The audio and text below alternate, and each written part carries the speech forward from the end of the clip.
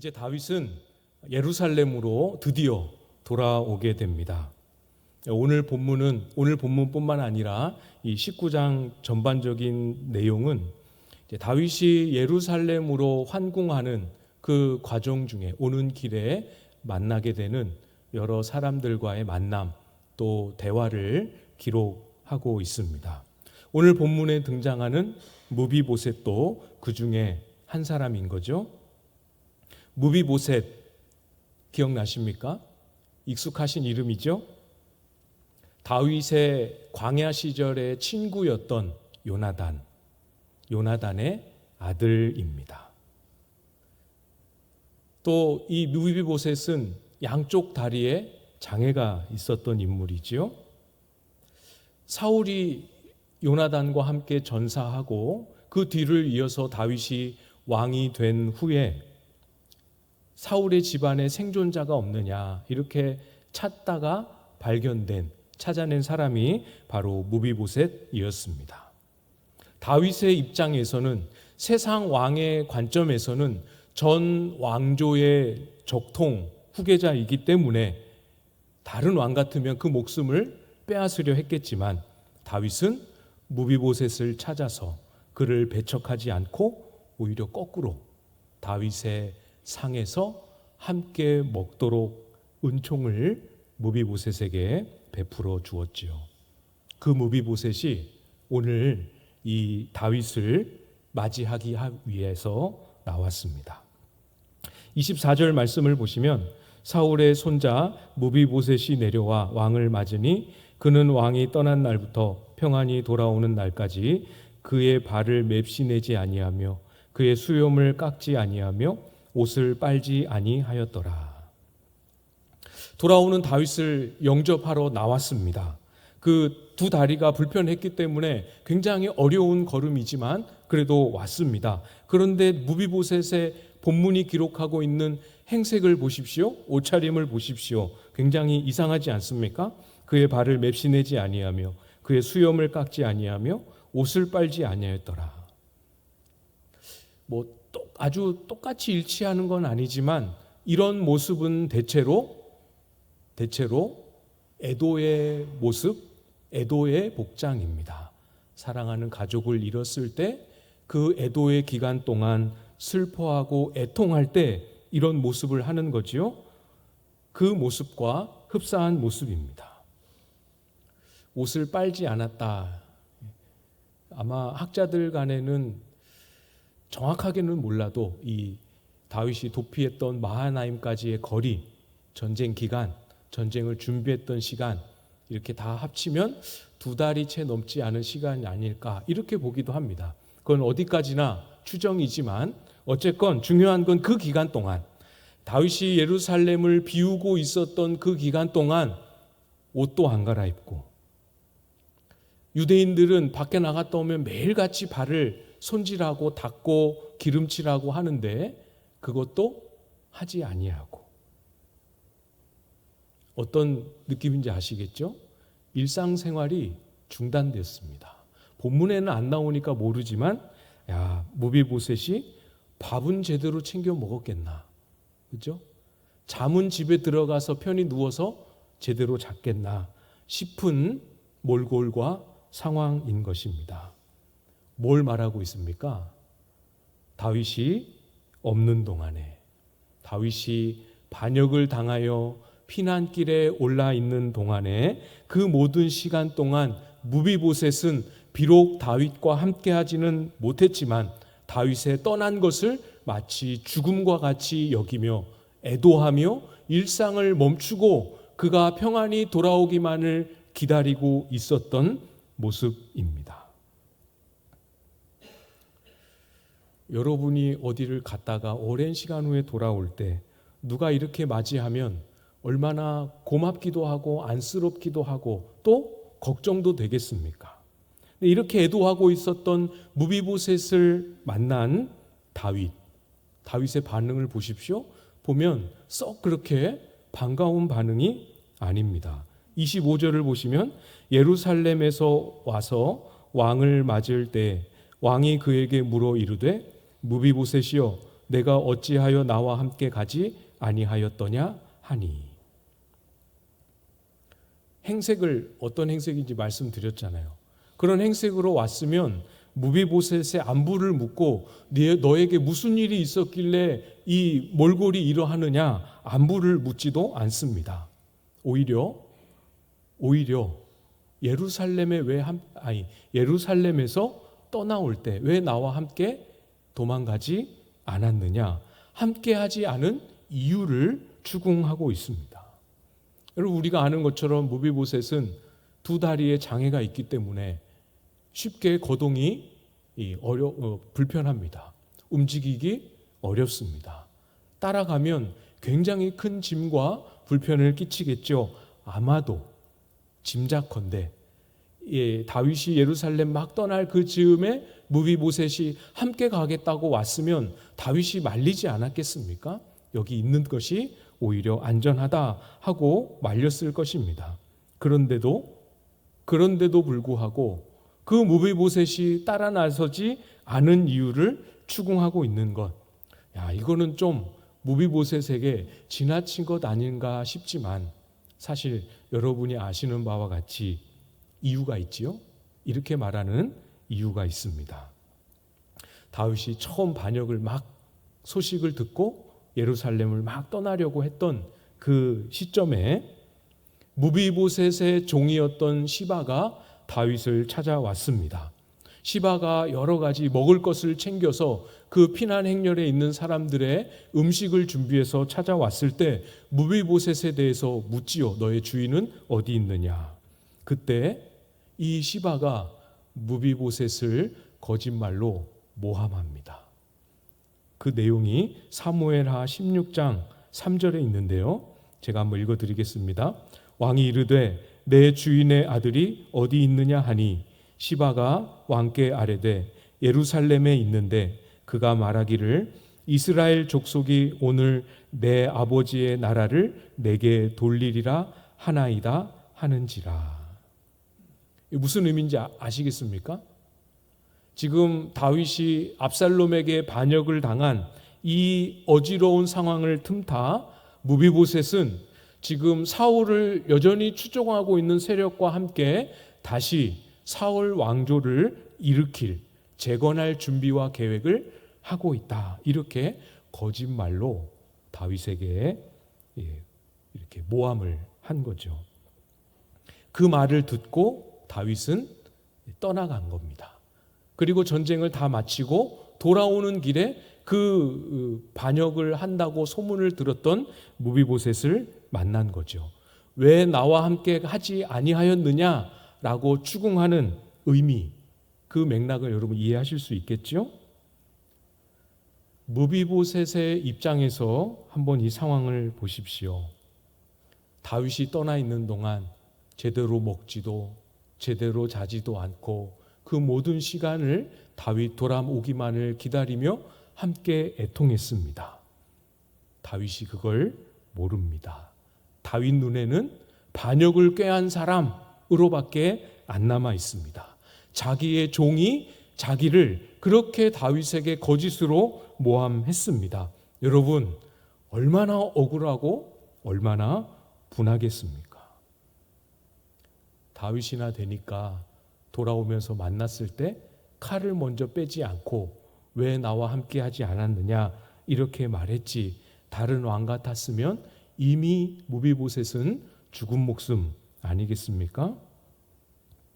얼마나 억울하고 얼마나 분한 상황입니까?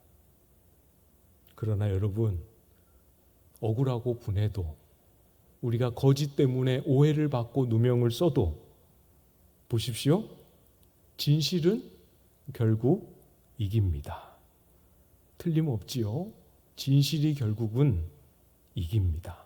아무리 누가 거짓말로 무엇을 해도, 아무리 누명을 써도, 오해를 당하고 비난을 받아도 결국은 진실이 이깁니다. 왜 그렇습니까? 공의로운 우리 하나님이 살아계시기 때문이지요. 시편 55편 22절 말씀에 이렇게 말씀합니다. 내 짐을 여호와께 맡기라. 그가 너를 붙드시고 의인의 요동함을 영원히 허락하지 아니하시리로다. 하나님께 맡기면 하나님을 의지하는 자가 요동치 아니하도록 붙드신다 말씀하십니다. 억울한 일을 좀 당하고 누가 사실도 아닌데 잘못 알고 못된 말을 나에게 해도 그거 내 말로 내 힘으로 다 풀어내려고 하지 않아도 괜찮다 말씀하십니다. 하나님 신뢰하고 하나님께 맡기십시오. 누가 뭐라 하면 어떻게 당신이 나한테 그런 말을 할 수 있어? 이렇게 하지 말고 그렇습니까? 하고 뒤로 물러나고 마음으로 삼키고 하나님 앞에 맡기면 하나님이 풀어주십니다. 그 억울한 상황을 그 말 대꾸도 못하게 하십니까? 목사님은 그렇지 않고 우리가 그렇게 잘 안 살아서 우리에게 익숙하지 않아서 그렇지 성경은 일관되게 성도의 삶을 그렇게 살아가라고 우리에게 가르치고 계시죠. 하나님께 맡기십시오. 하나님이 다 아십니다. 하나님께 맡기고 우리는 조금 답답하고 분해도 우리의 삶을 우리가 그동안 해왔던 진심으로 우리의 삶의 걸음을 채워가면 됩니다. 사람이 보든 안 보든 누가 알아주든 안 알아주든 이것이 오해가 되든 이것이 바르게 알려지든 상관없이 이것을 다 보고 계시는 하나님 앞에 진실함과 충성스러움으로 우리에게 맡기신 날들을 채워가시기를 부탁을 드립니다. 항상 진실함으로 그 삶을 채워가는 사람은 티가 나더라고요. 티가 납니다. 여러분들 가운데에도 보입니다. 이분이 이렇게 했다고? 이거는 오늘 처음 한 게 아니고 오랜 세월 동안 이렇게 살아오셨겠구나 하는 표가 나게 됩니다. 너무 억울해하지 마시고 주님께 맡기고 우리의 진실과 충성을 우리의 삶에 채워 나가시길 바랍니다. 다윗의 다소 무서운 그 질문에 무비보셋이 이제 입을 열어 말하게 되지요. 26절, 27절 말씀을 보시면 대답하되 내 주 왕이여 왕의 종인 나는 다리를 절므로 내 나귀의 안장을 지워 그 위에 타고 왕과 함께 가려 하였더니 내 종이 나를 속이고 종인 나를 내 주 왕께 모함하였나이다. 내 주 왕께서는 하나님의 사자와 같으시니 왕의 처분대로 하옵소서. 지금 그 억울한 자초지종을 이야기하고 있지요. 사실은 무비보셋이 반역 소식을 듣고 다윗을 따라 나서려고 했습니다. 시바에게 나귀의 안장을 지워라 이렇게 명령했던 것이죠. 스스로 안장을 지울 수도 없지만 나귀에 올라탈 수도 없습니다. 전부 다 도와주어야 합니다. 그런데 그때 시바가 무비보셋을 속인 거지요. 따라오지 못하게 했습니다. 아무 도움을 받지 못하고 무비보셋은 발이 묶인 거죠. 그러니까 시바는 다윗에게는 이 무비보셋이 이러이러했다 하고 다윗을 속이고 또 다윗만 속인 게 아니라 무비보셋도 속인 셈이 됩니다. 그런데 잘 보십시오. 자초지종을 이야기하면서 무비보셋이 자기 억울함을 풀려고 변호하는 것 같지만 잘 보십시오. 이렇게 억울합니다. 항변하지 않습니다. 시바에게 가만히 두면 안 됩니다. 엄벌을 촉구하지도 않습니다. 상황을 이야기한 후에 뭐라고 말합니까? 내 주 왕께서는 하나님의 사자와 같으시니 왕의 처분대로 하옵소서. 다윗을 향하여 하나님의 사자와 같다 이렇게 말합니다. 이런 뜻이죠. 무비보셋은 이미 한번 크게 다윗으로부터 은총을 입었습니다. 서두에 말씀드렸죠.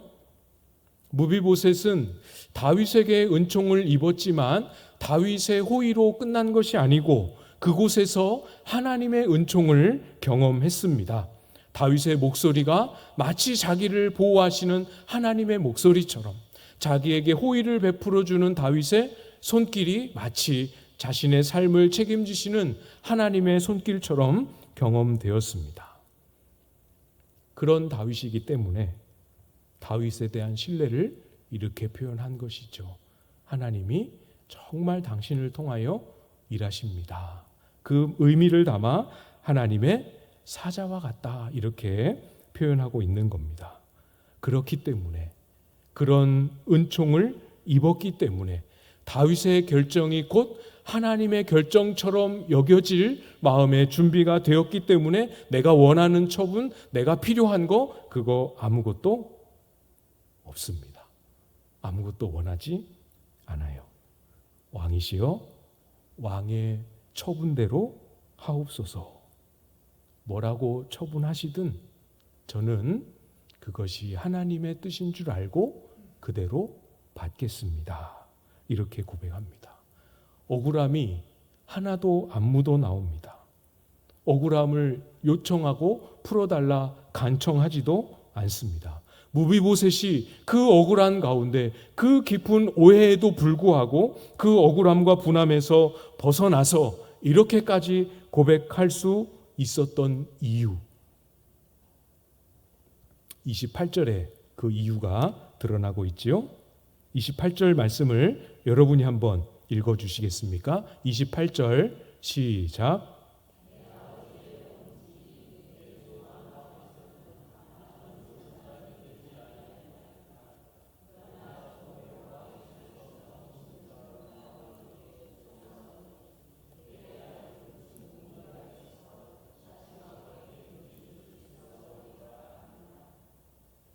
네, 무비보셋이 왕에게, 다윗에게 받았던 은총을 다시 언급합니다. 죽을 사람이 된 자기를 왕의 상에서 음식 먹는 자 가운데 두셨다. 다른 왕 같았으면 찾아서 목숨을 빼앗았을 텐데, 그런데 다윗은 자기를 찾아내서 왕자처럼, 왕의 가족처럼 여겨 주었습니다. 세상에 이런 은혜가 어디 있습니까? 이 은혜가 무비보셋의 마음속에 살아 있었습니다. 이것이 살아 있었기 때문에, 이 은혜에 대한 감사가 살아 있었기 때문에 무비보셋의 마음이 억울함에 무너지지 않도록 붙들려 있을 수 있었던 것이죠. 은혜를 은혜로 여기는 것, 이것이 성도의 힘입니다. 은혜를 은혜로 아는 것, 이게 정말 중요하고 필요한데, 사람의 마음이 은혜를 너무 쉽게 금방 잃어버려요. 금방. 경험해 보셨습니까? 저는 되게 많이 겪어봤는데, 제가 예전 교회 부교육자로 있을 때 목회자로서 누릴 수 있는 참 그 훈련, 경험, 이런 차원에서 많은 은혜를 누렸습니다. 제가 부임한 지 얼마 안 돼서 이제 겨울에 부임했으니까 이듬해 상반기에 이제 학습세례 입교할 이제 시기가 돌아온 겁니다. 그럴 때 되면 교육 이제 쭉 한참 동안 한 다음에 문답하지 않습니까? 그래서 문답에 통과하면 그 다음 돌아오는 주일에 우리가 세례를 주고 하게 되는데, 그 문답위원으로 교회가 이제 사람이 너무 많으니까 한 조에 장로님 한 분, 목사님 한 분, 이렇게 2인 1조가 돼서 문답위원으로 섬기게 됩니다. 이걸 처음 알고, 저도 문답위원으로 섬기게 된다는 걸 처음 알고 제가 얼마나 감사한 마음이 들었는지 몰라요. 이걸 한 번도 안 해보고 담임 목사로 이렇게 부임해 가면 그 처음 하는 과정이 얼마나 퍽퍽하고 힘들겠어요. 참 이런 교회는 어떻게 이런 경험을 쌓을 수 있도록 이렇게 배려를 해주나, 너무 고맙고 감사한 마음에 기쁘게 잘 준비하고 또 섬겼습니다. 왜 이 말씀을 드린지 아시죠? 사람이 은혜를 금방 잊어버려요. 섬길 때 그 감사한 마음이 부끄럽지만 오래 못 가더라고요. 그 한 해는 잘 그렇게 섬겼습니다.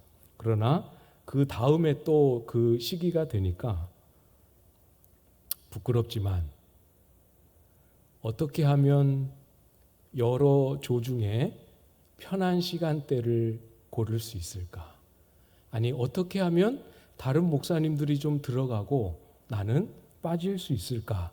이걸 고민하고 생각하고 있는 제 모습을 발견하게 되었습니다.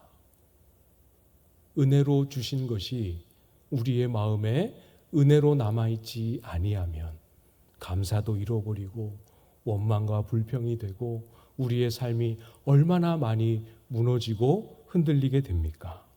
또 다른 예를 말씀드릴게요. 사도 요한에게 직접 배운 제자, 예수님의 제자 말고 사도 요한의 제자들 중에 폴리갑이라는 분이 계십니다. 초대교회 당시였으니까 로마에 아주 혹독한 박해가 있었던 시기죠. 이때 그 박해에 타협하지 않고 끝까지 신앙을 지키다가 순교하신 분입니다. 그때 당시에 로마는 황제를 신으로 숭배했습니다.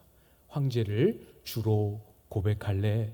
그리스도를 주로 고백할래? 이 질문으로 그리스도인들을 굉장히 어렵게 했던 거죠. 끝까지 포기하지 않고 황제 숭배에 순응하지 않는다 하는 그 명단에 폴리갑도 이름이 당국에 알려지게 되었습니다. 잡혀갔습니다. 재판관이 폴리갑에게 요구했습니다. 황제를 숭배하라. 그리고 그리스도를 저주하라. 그러면 곧바로 석방해 주겠다. 그때 폴리갑이 이렇게 대답을 했습니다. 내가 86년 동안 그를 섬겼으나 나를 한 번도 저버리신 일이 없다. 그런데 어떻게 나를 구원하신 나의 왕을 내가 저주할 수 있겠는가? 그 박해를 온 몸으로 견디고 끝까지 포기하지 않고 타협하지 않고 순교의 길에 들어설 수 있게 만들어 주었던 것은 86년 동안 믿고 86년 동안 만나고 사귀고 동행했던 그 하나님이 단 한 번도 나를 버리지 아니하시고 그 구원의 손길을 끝까지 지켜주셨던 하나님의 은혜 때문이지요. 은혜를 얼마나 깊이 알고 은혜가 얼마나 우리에게 생생하게 살아있는가. 이것이 어려움 중에도 우리의 믿음을, 힘겨운 중에도 우리의 충성을 무너지지 않고 지켜주는 것입니다. 하나님이 저와 여러분을 위하여 무엇을 행하셨는지 그 은혜 잘 기억하고 잊혀진다 싶을 때 엎드려 혹은 성경을 열어 그 은혜 앞에 서실 수 있기를 바랍니다. 무비보셋을 억울함에서 붙들어 주었고 무비보셋을 욕망과 탐욕에서도 지켜 주었지요. 그 모든 것이 은혜였습니다. 30절 말씀입니다. 30절을 보시면 무비보셋이 왕께 아뢰되 내 주 왕께서 평안히 왕궁에 돌아오시게 되었으니 그로 그 전부를 차지하게 하옵소서 하니라. 무비보셋이 반역을 꾀하고 있다는 말을 처음 들었을 때 다윗이 노하여서 무비보셋의 모든 밭을 시바에게 다 빼앗아 주었습니다. 그리고 돌아오는 길의 상황을 보니 무비보셋이 모함을 받아 누명을 쓴 것인 것을 확인하고 그 땅을, 그 밭을 다시 돌려주겠다라고 판결한 것이죠. 그에 대한 무비보셋의 대답이 방금 읽은 30절입니다. 이해되시죠? 밭 안 돌려주셔도 됩니다. 왕이시여, 제가 억울해서 그런 게 아닙니다. 제가 잃어버린 그 땅, 밭, 그거 되찾고 싶어서 그런 것도 아닙니다. 진실로 죽을 나를 왕자처럼 여겨주신 그 은혜 때문에 당신이 왕께서 평안히 돌아오시기만을 기다린 것, 그거 하나입니다. 평안히 돌아오시게 되었으니 그것은 시바가 다 차지하도록 내버려 두십시오. 은혜 때문에 순종하고 은혜를 기억하기 때문에 희생하는 우리의 마음, 우리의 고백, 하나님이 얼마나 기뻐하시는지 여러분 기억하십시오. 우리가 살아가야 할 온갖 유혹들로 넘쳐나는 삶의 자리에서 온갖 위협과 또 겁박의 목소리들 앞에서 하나님, 영 죽을 죄인인 나를 아무 조건 없이 아무 공로 없이 구원하여 주신 그 은혜 제가 잊지 않고 기억하고 있습니다. 그 은혜 때문에 오늘도 주님을 부르고 그 은혜 때문에 오늘도 주님을 바라고 부르짖는 것입니다. 이 마음, 은혜를 간직하고 기억하는 이 마음으로 우리의 맡기신 하루하루의 삶의 자리를 충성과 신실함으로 채워가는 저와 여러분들 다 되실 수 있기를 주님의 이름으로 축복합니다.